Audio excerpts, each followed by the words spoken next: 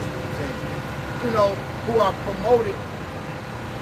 Esau, Edom, he sets up false prophets. Right. Okay. That's why they that's why they get the big bucks, these mega churches. Okay, so that they can be deceived. As the number one tool that he needs to deceive us is the Bible, because the Bible is directly connected with our souls. Right? Because this, like I say, this is our heritage. Right. Hey, look, he couldn't stop us connected to the Bible, so he had to deceive us through the Bible. Right. Remember, when we in slavery, if we got caught reading or writing, what happened? We'll get harmed, we'll get killed. All right? But hey, the Lord is cold, man. All right, like he said, the land of our captivity. He said what? We shall remember ourselves. So in no way impossible Esau could have stopped us, man. It was all through the hands and the power of the Lord. Hey, go ahead, brother. Hey, I'm gonna make a little quick point. Hey, pretty much, it's beautiful because it say this book should not depart. You see, hey, this pretty much resonate with our spirit, man. This is for us. Yeah. So the only way he can pretty much try to, pretty much make us denounce ourselves, make us lose our power, is by pretty much trying to do away with the Bible. He can't. But he can't. Boo-boo. Right. You know what boo-boo stand for? For us and Bible. Because who wrote the Bible? Our Israelites. Who's the Bible for? Israelites. All through, up and down, and in it. All right? From the blessings, from the curses to the blessings. Israelites. Boo-boo. So fuck you. Call him something. Yeah, I already had some stuff voted, but Go ahead, you got it. go ahead. You had a precept. Go ahead. This is Romans chapter 11, verse 4. But what said the answer of the Most High to him? I have reserved to myself 7,000 men who have not bowed the knee to the image of Baal. Even so, then at this time also, there is a remnant according to the election of grace. Right. So there's always going to be divine, because grace goes into divine influence. So no matter what they do, it's divine intervention going on in the earth for the Lord's elect. Right? You go to Wisdom of Solomon in the 3rd chapter, he said, I got care. He said, he has care for his elect. Right? Care goes into provision. Care goes into preserve. Right? We're being preserved, and it's all divine. So it ain't no matter what they do or what knowledge they obtain, they cannot eradicate us. It's not possible. All right,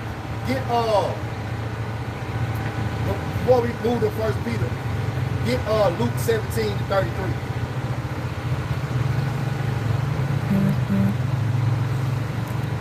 What did y'all read up to, man? Loud ass trouble. It's Luke chapter 17, verse 33. Whosoever shall seek to save his life shall lose it. I just called wrong scripture like the one. But go ahead and read it anyway. And whosoever shall lose his life shall preserve it. Yup. I find it. And that's basically going to the truth. But read it again out, because you trying to seek to save your life is you dealing in the flesh. Alright? But you seeking to lose your life when you have by Shema Shah, you're in the spirit. The one thing about losing your life when you have by Shema Shah is making what? Your body a living sacrifice. Us coming out here, alright, teaching this word first and foremost, but also rehearsing the righteous acts, man. Alright? Changing our mindset from being fleshly minded and then what? Being spiritually minded. Alright? You got it out.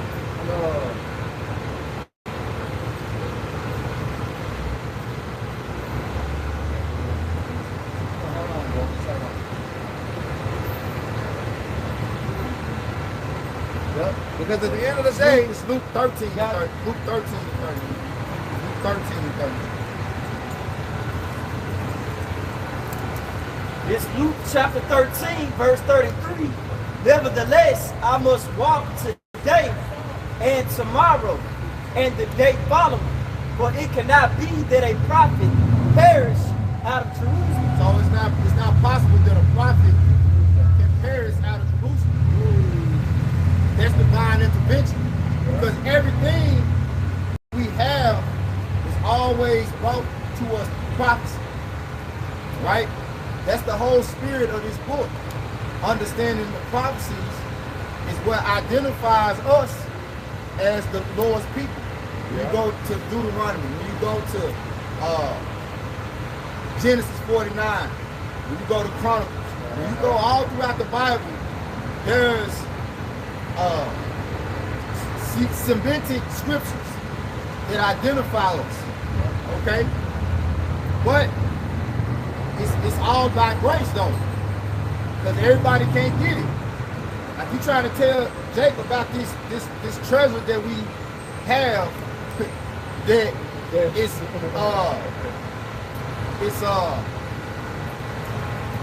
you can't put a price on it.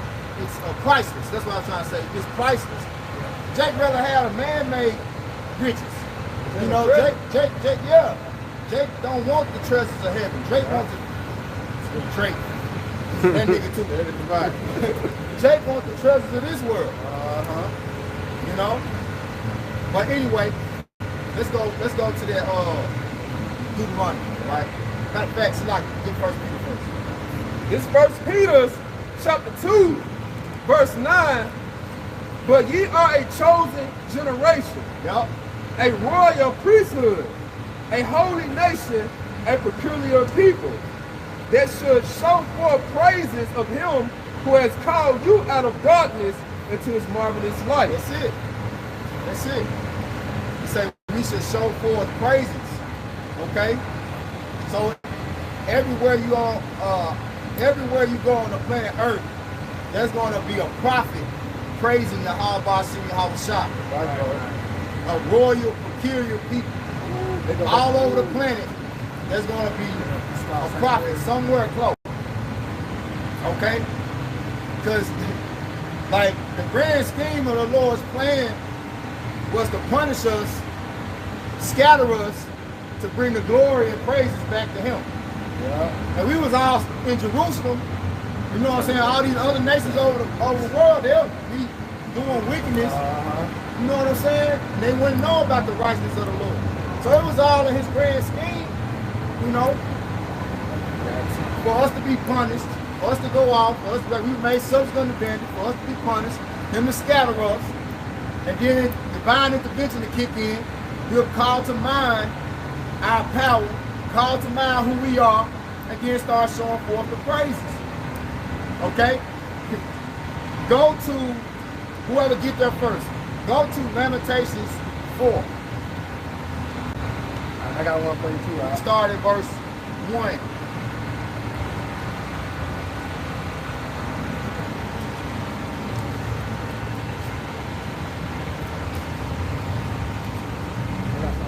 Okay. And right after that, give me Deuteronomy 4, and then you can get yours out. You got it. Go ahead. This is Lamentations chapter 4 and 1. Yep. How is the gold become dim? How has the gold become dim? Right?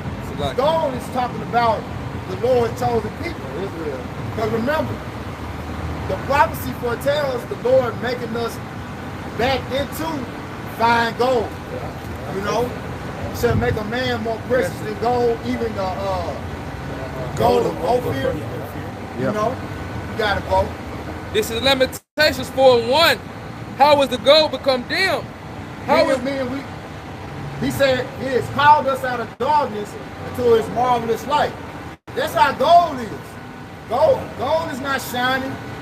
When you gold, the foundation of gold is like dirt. It's not shining. You know? Huh? Yeah. It has to be processed to get that shining. You know what I'm saying? It has to go through a process. It has to go through fire. Purification. Let's say the gold is tried in the fire. Yeah, an acceptable man. Adversity. Yeah. So that's talking about us. Go ahead, bro. It says, how is the most fine gold changed? The stones of the sanctuary are poured out in the top of every street. The stones of the sanctuary. That's another key. Right? Lively stones. The lively stones. We compare it to lively stones. Go ahead. And it's Salaki. Hey, this is Lamentations 4:1. It says, how is the gold become dim? How is the most fine gold changed?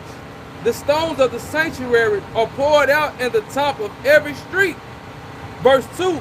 See, that's what I was saying. And that was a part of the Lord's plan. We scattered all over the world. We poured out to the top of every street. Okay? That's why people, like, look how people walk by us. You know, they don't consider that we the future kings of the earth. Wait, we just, see, dim. Yeah. But in the kingdom, it say we're gonna have an aura so bright that we ain't gonna need the sun and the moon. Like we're gonna have aura.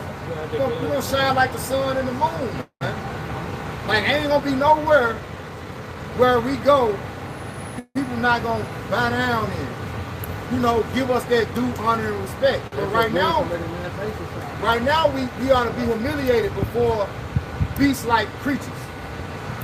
But really, the knowledge, wisdom, and understanding is what exalts us. It's what puts us above. That's how we became like dirt. That's how we became, you know. Deuteronomy 4:6. Yeah. That this supposed to be the wisdom inside of the what? Of the nation. You got Deuteronomy 4? You got it now. That was it. I could have read verse 2. Go ahead. It says verse 2 in Lamentations 4. It says the precious sons of Zion, There we go. comparable to fine gold, Here we go. how are they esteemed as earthen pitchers, the work of the hands of the potter? Yeah. So it's all the Most High's work at the end of the day. But we are here to praise and honor Him. But first we gotta understand His work. Why Scripture say, "Blessed that he that readeth and hear the words of what? These prophecies. These prophecies." Right. Go ahead, bro. It's Deuteronomy chapter 4, starting at verse 5. Behold, I have taught you statutes and judgments, Yep.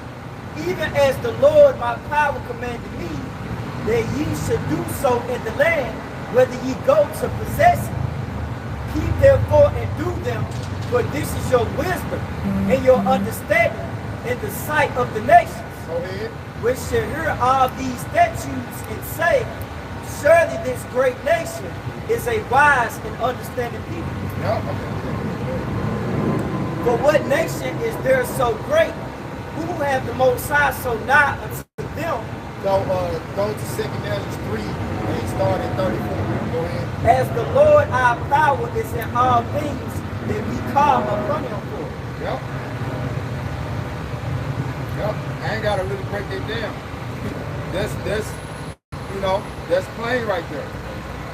Go ahead. Deuteronomy 4:8. And what nation is there so great that have statutes and judgments so righteous as all this law which I set before you this day? No nation.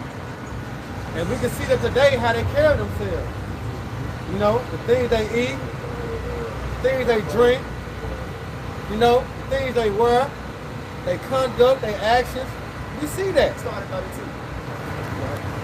That's good. Go ahead. Second Esdras, chapter 3, verse 32. Or is there any other people that know of thee besides Israel? Or what generation? Hey, he have not dealt so with any other nation. See? Hey, that's why I said precept upon precept, line upon line. Like I was Here a little, there a little. I was looking at it like how that's written. You could have just put that right behind what he just read. It would have been like, At this same chapter? is this the same person speaking? Because that's how the prophets, you know, were on the same page through the Spirit. Yeah. They would have to, that's Ezra, and he read Moses. You know? They say Moses wasn't a prophet. Yes, he was. Yes, he was. He was a prophet. Yeah. Go ahead, bro. It said, or what generation has so believed thy covenant as Jacob? And yet their reward appeareth not, and their labor has no fruit. Thy reward appeareth not. Right? Jump to jump to 1 Corinthians 15 right now. Because that's the spirit, because when I was watching the video we did yesterday, I said, damn, I told you I felt a rush. We never finished 1 Corinthians 15. We didn't finish it. Damn boss calling me and shit. God damn, then they didn't want shit. Then I already knew he didn't call me. Then when we ended the video, I said, man, he didn't want shit. Damn. Go ahead, bro. What was that, folks?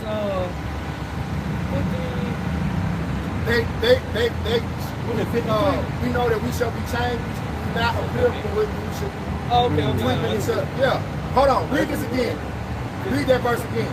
This is 2 Corinthians chapter 3, verse 33. And yet the reward appeareth not. Yet their reward appeareth not. Right? So go ahead. Because the word appear in that same verse too. In that same chapter, 1 Corinthians. Yep. This is 1 Corinthians 15 and 51. Yep. Behold, I show you a mystery. I show you a mystery. We shall not all sleep, We shall not all sleep. but we shall all be changed. We shall all be changed. In a moment, in a twinkling of an eye, at the last trump. Yep. For the trumpet shall sound, and the dead shall be raised incorruptible, Yep. and we shall be changed. Yep. For this corruptible must put on incorruption, and this mortal must put on immortality. So when this corruptible shall have put on incorruption, and this mortal shall have put on immortality, then shall be brought to pass the saying that is written, death is swallowed up victory. That's it. You know it? We shall all be changed. Let me see. I think this Thessalonians.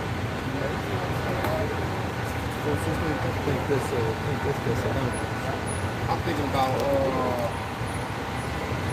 I'm thinking about John too. We talk about how we going.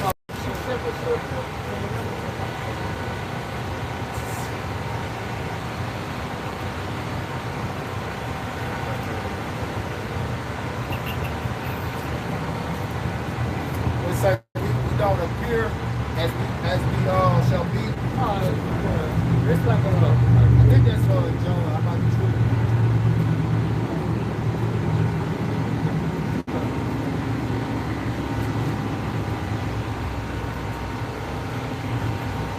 Yeah, it is. 1 John 3 and 2. Yeah, 1 John 3 and 2.